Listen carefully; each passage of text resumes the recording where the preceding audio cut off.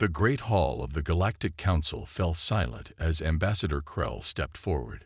His gray skin looked almost blue under the bright lights. 7 giant seats towered above him, one for each of the powerful worlds that rule the galaxy. "Council members," Krell said, his voice deep and slow. "I bring troubling news from the Outer Rim. Strange ships have been seen near the abandoned sectors, ships unlike any we know." High Counselor Zenith leaned forward, her 4 eyes narrowing. "Do you have proof, Ambassador?" Krell touched a small device on his wrist. A blurry image appeared in the air above them. The shape was distant, but clear enough to cause worried whispers among the watching crowd. "The design matches nothing in our records," Krell said. "And there have been 5 sightings in the past month alone." "Perhaps it is time we took these reports more seriously," Zenith said. The other counselors nodded slowly. On the distant planet Velos, Dr. Lisa Morgan wiped dust from her forehead. The cave was hot and cramped, but what they had found made the discomfort worth it. She aimed her light at the wall again, studying the ancient paintings. "Peter, come look at this," she called to her assistant. Peter Clark put down his tools and walked over. His eyes widened as the light revealed figures painted on the stone wall. They showed 2-legged beings fighting huge monsters that seemed to be made of darkness. "Those look almost human," he said quietly. Lisa nodded. "Like us." She and Peter were the only humans allowed to work in galactic space. Humans were rare, almost unknown in the wider galaxy. An old local guide named Krell watched them from the cave entrance. "You find the protectors," he said in simple trade language. "Very old story. They saved my people long ago. Fight the darkness, then go away." Lisa took pictures of every painting. She had found similar stories on 3 other worlds now. Always the same tale: mysterious 2-legged saviors who fought some ancient evil, then disappeared. "The dating equipment says these paintings are over 4,000 years old," Peter said, checking a small scanner. "The Council says humans only left Earth 300 years ago," Lisa replied. "But I'm starting to think that's not true." On the massive hegemony battleship Eternal Vigilance, Fleet Commander Zixar stared at the report on his screen with disgust. "More sightings of ghost ships," he growled to his officers. "And now the Council wants us to double patrols." "Do you think there's any truth to the rumors, sir?" asked his second in command. Zixar's mouthparts clicked in amusement. "Humans are just legends," he declared. "Stories to frighten children into obedience. The idea that they once had a powerful fleet that protected the galaxy." He laughed, a harsh sound. "Pure fiction." He tapped a command into his console. "Still, orders are orders. Double the patrols in sectors 7 through 12. If anyone sees anything strange, I want to know immediately." As his officers hurried to obey, Zixar looked out at the stars. Despite his confident words, something felt wrong. The Outer Rim colonies had been too quiet lately. Too many reports of lost ships and strange sightings. Just legends, he told himself again. But he found himself wondering what would happen if the legends turned out to be true. In her small research cabin that night, Lisa carefully examined the images from the cave. The paintings showed the same scenes over and over. Tall, 2-legged figures with advanced weapons fighting back shadowy creatures with many limbs. In some images, the 2-legged saviors arrived in great ships that blocked out the sky. "The protectors," she whispered to herself. Were they really humans? And if they were, where did they go? Why don't we remember them? She opened a hidden compartment in her desk and pulled out a small journal. Inside were notes and images from other worlds, all showing the same mysterious protectors, all showing what looked like humans fighting some ancient darkness. The official history said humans had only recently developed space travel. But Lisa was becoming convinced that wasn't true. Somewhere in the past, humans had not only traveled the stars, but had fought to protect them. And if the stories were right, the darkness they fought might someday return. John Baker walked his fields in the early evening light. The crops on New Haven Colony were growing well this season. He stopped to check a row of tall green plants, then looked up at the darkening sky. Strange lights moved among the stars, too fast and too bright to be normal ships. John frowned. This was the third night he had seen them. He needed to report this, even if people thought he was crazy. The next morning, he stood in Administrator Susan Wright's office. Susan was busy with reports on her screen and barely looked up. Lights in the sky, John. Really? She sighed. We have real problems to deal with. The supply ship is late, and 3 nearby colonies haven't answered our messages. That's my point, John said. Something strange is happening. These aren't normal ship lights. They'd move wrong.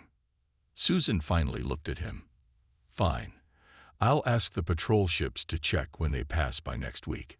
Now, please. A young worker burst into the room without knocking. Administrator, all communications with the Proxima system just went dead. That's the 4th system to go silent this week. Susan stood up quickly, suddenly pale. Get me emergency channel access. Now. John looked from Susan to the worker. What does this mean? I don't know, Susan said. But I'm starting to think your lights might be important after all. On Velos, Lisa Morgan carefully lifted the small crystal from the dirt. It was smooth and blue, unlike anything she had seen before. It had been hidden in a small box behind the cave paintings. Peter, I found something, she called.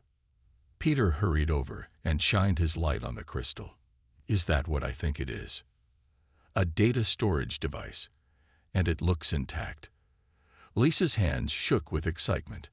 After weeks of digging, they might finally have real evidence.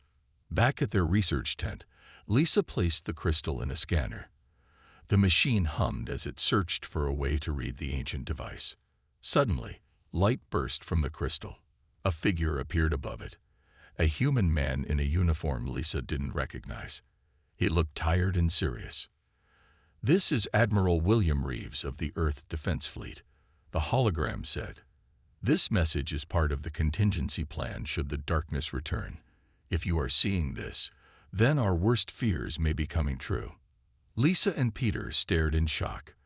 The date stamp on the message showed it was over 5,000 years old. The coordinates for Earth and our hidden bases are included in this data crystal, the Admiral continued. Operation Sentinel remains active even after our withdrawal.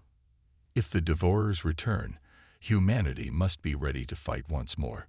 The hologram ended, but the crystal projected star maps showing routes through unknown space. This changes everything, Lisa whispered. Humans didn't just leave Earth 300 years ago. We were out here thousands of years ago. We fought something called the Devourers, and then we disappeared. Peter looked worried. The Council will never believe this. They'll say we faked it. Then we need to find more proof. Lisa pointed to the star map. These coordinates might be our answer. The massive hegemony warship Eternal Glory moved slowly through the debris field. Captain Vor stood on the bridge, his 4 arms crossed tightly against his chest. Report, he ordered. The colony is completely gone, sir, his science officer said. No buildings, no people. Just dust and metal fragments. That's impossible. There were 50,000 people living here just days ago. Sir, sensors are picking up an unusual energy reading. The officer looked up from his screen, eyes wide. I've never seen anything like this. Captain Vor walked to the main view screen. Show me. The screen changed to show empty space, but the sensors indicated something massive was there, something invisible to normal sight. Increase scanner power, Vor ordered. The outline of an enormous ship began to appear on the screen. It was unlike any design Vor had ever seen. As they watched, more shapes appeared around it. Sir, the communications officer called out, voice shaking. All systems are failing. Something is. The lights on the bridge flickered and died. Emergency systems came on, bathing everything in red light. Send a message to the Council, Vor said quickly. Priority 1 emergency. The communications officer worked frantically at his station. Message sent, but I don't know if it went through before. The ship shuddered as something hit it. Alarms blared. What was in the message? Vor asked. Just 3 words, sir. They're here. The bridge went dark as another impact rocked the ship. Chaos filled the great hall of the Galactic Council. Representatives from all 7 worlds shouted over each other as High Counselor Zenith tried to restore order. 12 systems have gone silent in the past week alone, shouted the Voraxian ambassador. And now we've lost contact with our flagship Eternal Glory. The hegemony is hiding something, accused a tall, thin representative from the Signan Alliance. Their ships were seen near every system before communications were lost. Ambassador Krell slammed his fist on the table. We lost 17 ships trying to find out what happened. How dare you accuse us? Zenith's voice finally cut through the noise. Enough. Fighting among ourselves solves nothing. We need answers, not accusations. The doors to the chamber burst open. Guards led Lisa Morgan in, her hands bound. Peter was nowhere to be seen. Why am I here? Lisa demanded. I've done nothing wrong. Zenith pointed at her. Dr. Morgan, you are accused of spreading dangerous myths and false information. Multiple sources report that you claim humans once controlled a vast military fleet. Lisa stood tall despite her fear. It's not a myth. I found proof, a data crystal with a message from a human admiral from thousands of years ago. They fought something called the Devourers, the same darkness that's returning now. Laughs and angry mutters filled the room. Humans barely have space travel, a counselor said. We allowed your research team here as a courtesy. You're lying, Lisa said firmly. The council has hidden the truth about human history. Why? Zenith's 4 eyes narrowed. Take her away. She will be held until we determine what to do with her. As guards pulled Lisa from the chamber, she shouted, The Devourers are coming back. We need to find the human fleet before it's too late. Peter Clark hid in the shadows of the spaceport, watching for patrol ships. The small bag over his shoulder held the precious data crystal. When Lisa had been arrested, he knew he had to escape with their discovery. A small ship landed nearby. A woman with short brown hair stepped out and looked around carefully before approaching a fuel station. Peter recognized her, Amanda Nichols, a pilot who sometimes transported supplies for their research team. She might be his only chance. Amanda, he whispered, approaching slowly. I need your help. She turned quickly, hand moving to a weapon at her belt. When she saw Peter, she relaxed slightly. What's wrong? Where's Dr. Morgan? Arrested. The council thinks we're spreading dangerous ideas. But we found something, Amanda. Something that changes everything. He showed her the crystal. This has coordinates. I think they lead to Earth, or maybe some hidden human base. We need to go there. Amanda looked at the crystal, then at Peter. This will cost me my license, maybe worse. The whole galaxy might be in danger. Please. After a long moment, she nodded. My ship leaves in 20 minutes. Don't be late. At the edge of known space, a massive station hung among the stars, hidden by technology far beyond the understanding of the Galactic Council. Inside, Admiral Frank Davis stood before a wall of screens showing systems going dark one by one. The pattern matches their previous invasion, said his second-in-command, Captain Jane Foster.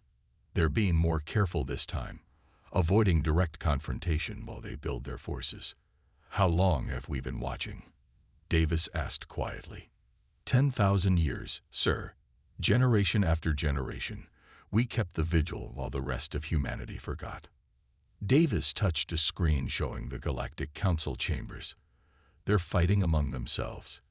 They don't understand what's coming. The Sentinel probes confirmed Devourer ships in all lost systems, Jane reported. Our stealth observers counted at least 30 high ships. Davis straightened his uniform. He looked older than his 60 years, the weight of command heavy on his shoulders. Send the signal to all hidden bases, he ordered.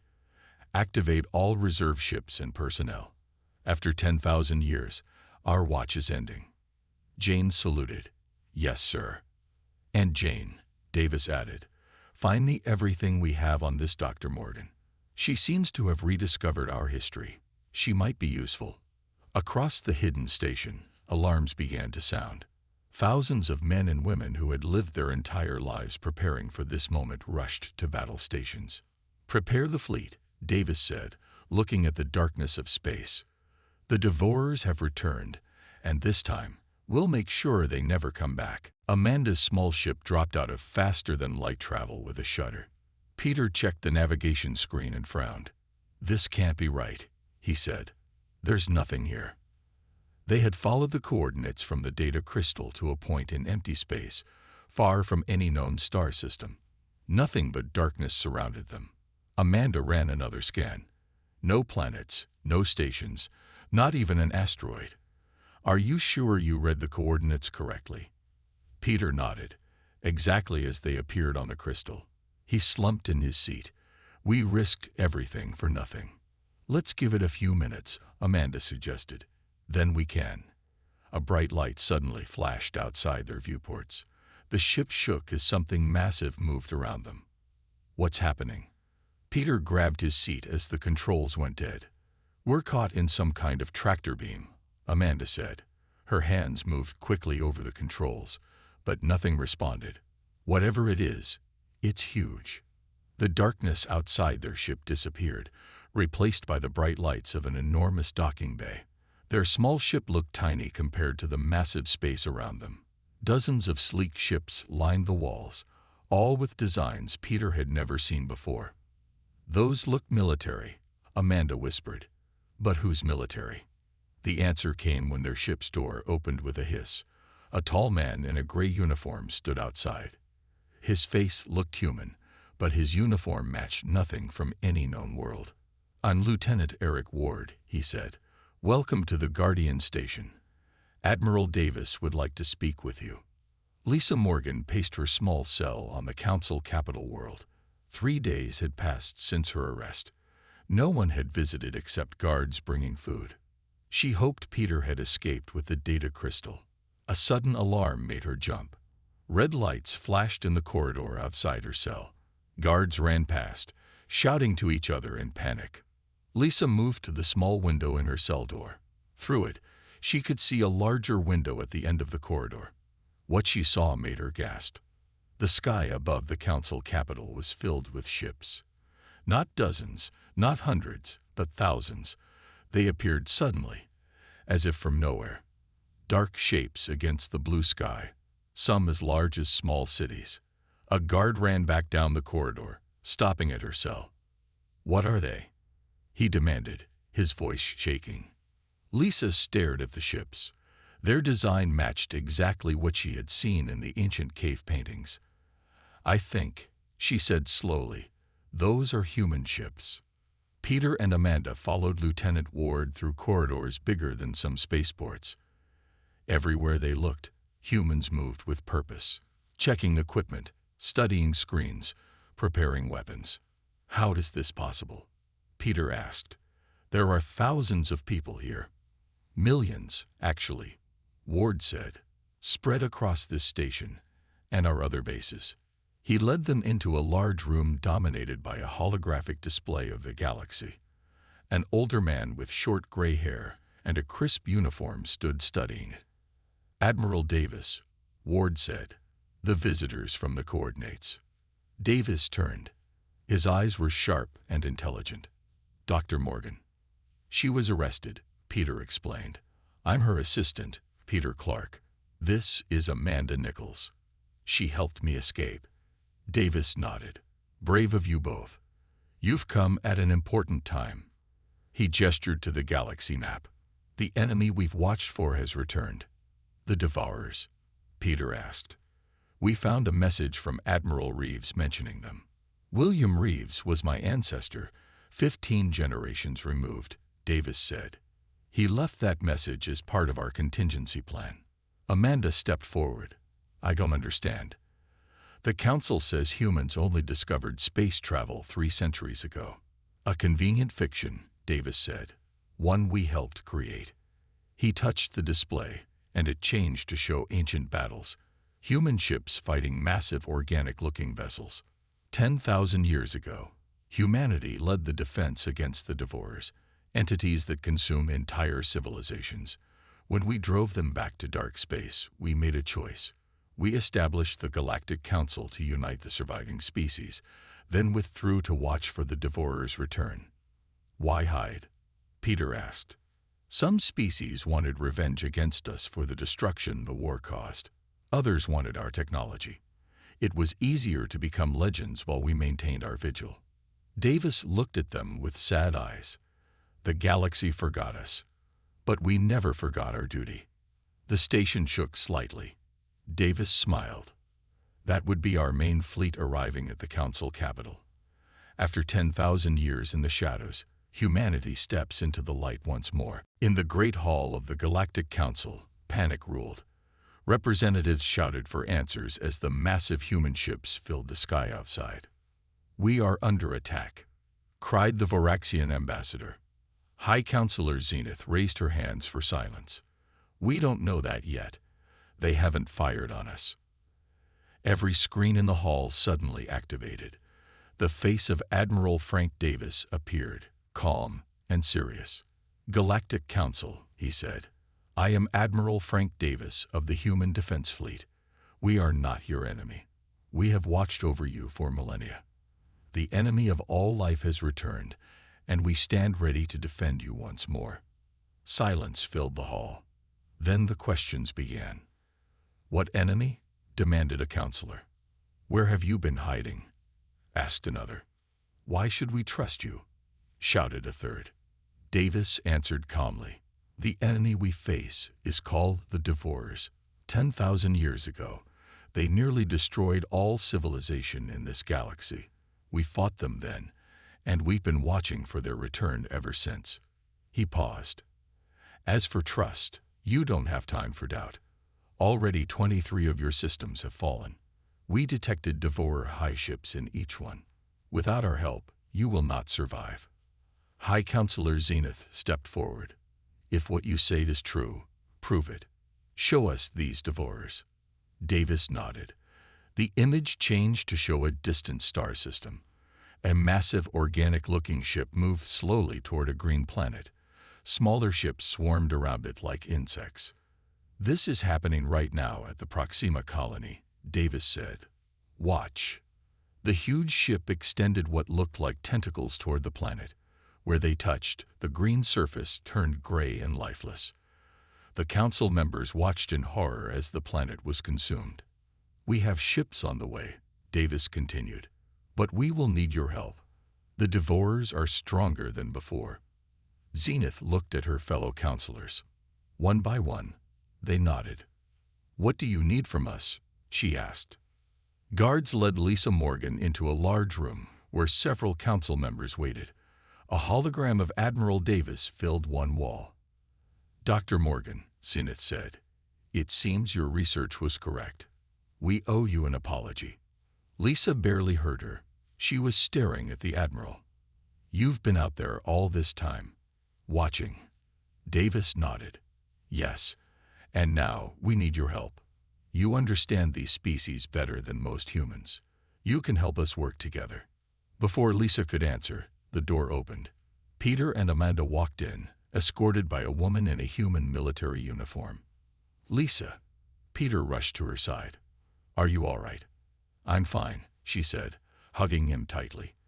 "How did you find the coordinates?" "We did," Peter said. "And it was incredible. The human fleet, it's massive. They have technology beyond anything I've seen." The woman who had escorted them stepped forward. "I'm General Kate Wilson," she said. "We need your help, Dr. Morgan. Our fleet is ready to fight, but after 10,000 years apart, we need someone who understands the current galactic cultures." Lisa looked from General Wilson to Admiral Davis's hologram. "I'll help however I can." Wilson nodded. "Good, because we just received word that the first major Devourer fleet will reach this system in less than 3 days." On the bridge of his flagship, Admiral Davis watched as council ships joined the human fleet in orbit. After centuries of secrecy, seeing the ships together felt strange but right. Admiral, call his communications officer. The Council has approved the Joint Defense Plan. Their ships are accepting our tactical data now. Davis nodded. And the evacuations? Proceeding on all outer worlds, sir. The Cygnan Alliance has provided additional transport ships.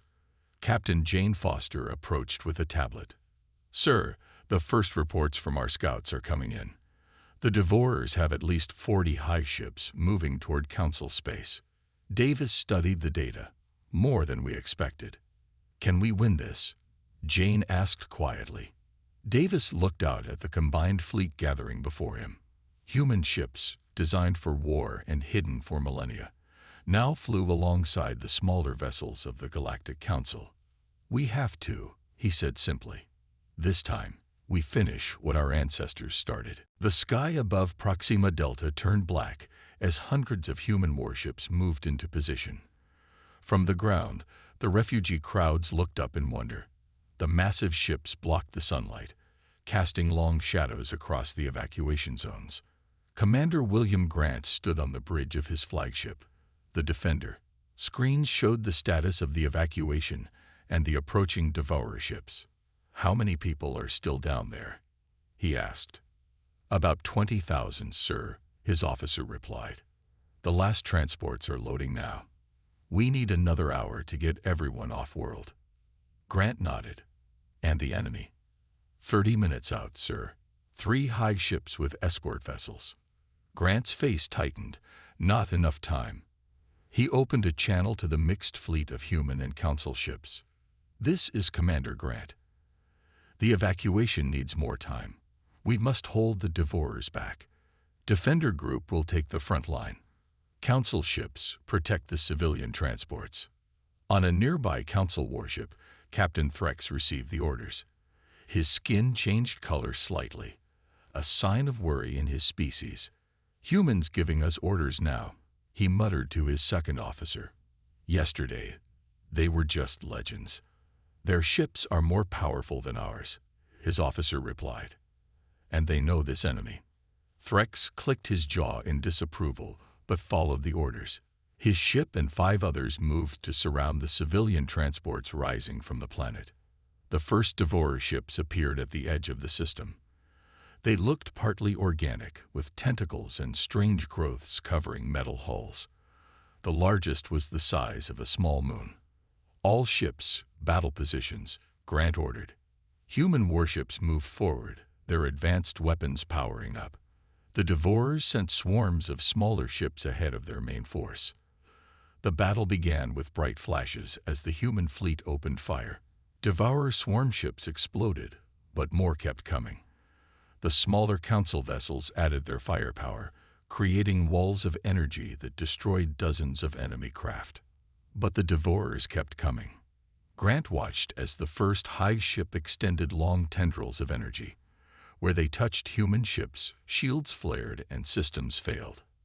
They've adapted to our defenses, Grant said. Switch to alternative shield frequencies. Even as he gave the order, a massive energy burst from the high ship struck the Defender directly. The bridge shook violently. Screens went dark. Engines down, weapons at 30%, shouted an officer. A second blast hit them. Grant held onto his chair as crew members fell around him. The civilian transports, he asked. Still loading, sir. 15 minutes more needed. Grant looked at the tactical display. His damaged flagship stood between the Devourers and thousands of refugees. Without the Defender blocking the way, the enemy would reach the planet before everyone escaped. Evacuate the crew, he ordered. I'll keep the ship in position as long as possible. His officers protested, but Grant's decision was final. As crew members rushed to escape pods, he took manual control of the failing ship. Captain Threx watched as the human flagship burned. Its weapons still fired at the approaching high ship, but it was clearly dying. Yet it didn't retreat. Why doesn't he pull back? Threx asked. His officer checked the data. The Defender is blocking the path to the planet. If it moves, the Devourers will reach the civilians. Threx looked at his own tactical display. His ship was faster than the human vessel. It could intercept the Devourer forces before they reached the planet. He had always distrusted humans, believing them to be myths or liars. But now he watched as a human commander prepared to die for people he didn't even know. New course, Threx ordered suddenly. Take us between the Defender and the Hive ship. Sir, his officer questioned in shock. Do it now, and send this message to Commander Grant. Get your people off that ship. We'll cover the civilians. On Earth, hidden for 10,000 years behind powerful cloaking technology, massive defense systems activated. Mountains opened to reveal weapon platforms. Oceans parted as ancient shipyards rose to the surface. In the Global Command Center, President Laura Hayes addressed her people, her voice carried to every human settlement across hidden bases throughout the galaxy. The watch our ancestors maintained for 10,000 years ends today. We step into the light once more. Across the stars, our ships fight to protect those who had forgotten us. Today, humanity returns to the galaxy not as conquerors, but as guardians. Today, we honor the oath our ancestors made, to protect all life from the darkness. A month of brutal fighting changed the galaxy forever. Countless battles raged across hundreds of star systems as human ships fought alongside Council forces. Where the Devourers had expected to find easy prey, they instead found a united defense led by an enemy they thought long gone. Admiral Davis stood on the bridge of his flagship, Guardian, studying the tactical display of the massive Devourer portal. The structure hung in space like an open wound, its edges pulsing with sick light. Through this gateway, the enemy had entered the galaxy. All forces are in position, Admiral, reported Captain Jane Foster. Human fleet at 90% strength. Council forces at 65%. Davis nodded. And the science team. Dr. Morgan believes the device will work. If we can get close enough to the portal center, we can collapse it permanently. On a nearby screen, Lisa Morgan's face appeared. She looked tired but determined. Peter and Amanda stood behind her, both now wearing human military uniforms. The calculations are solid, Lisa said. The device will create a reverse energy field that should close the portal. Should? Davis asked. Lisa smiled slightly. Nothing is certain with alien technology this old. But we've combined human knowledge with Council science. It's our best chance. Davis turned to the communications officer. Signal all ships. The final assault begins in 30 minutes. The battle for the portal was the most terrible of the war. Thousands of ships filled space around the massive structure. The Devourers fought with desperate fury, their remaining Hive ships forming a wall of living metal and flesh. Human warships led the assault, their advanced weapons tearing holes in the Devourer defenses. Council ships followed, protecting the science vessels carrying the special device. On the Guardian's bridge, Davis watched as the combined fleet pushed forward meter by meter. We're taking heavy losses on the eastern flank, Jane reported. Send in the reserve units, Davis ordered. We need to keep the path open for the science ship. The view screen showed Dr. Morgan's small vessel moving steadily toward the center of the portal, surrounded by a protective ring of warships. Peter handled the navigation while Amanda monitored the device's power levels. Almost in range, Lisa reported over the comm. Just a few more. A massive explosion rocked her ship as a Devourer vessel broke through the defenses. Warning alarms blared. Engine damage, Peter shouted. We're losing speed. Davis watched as the science ship slowed, still too far from its target. The Devourer forces were already regrouping, moving to cut them off. Guardian will take the device the rest of the way, Davis decided. Prepare for emergency transfer. Jane stared at him. Sir, if Guardian approaches the portal center. I know, Davis said quietly. Signal Dr. Morgan's ship. Get ready to receive them and the device. The final moments came swiftly. The Guardian, largest of the human warships, pushed through the Devourer forces toward the center of the portal.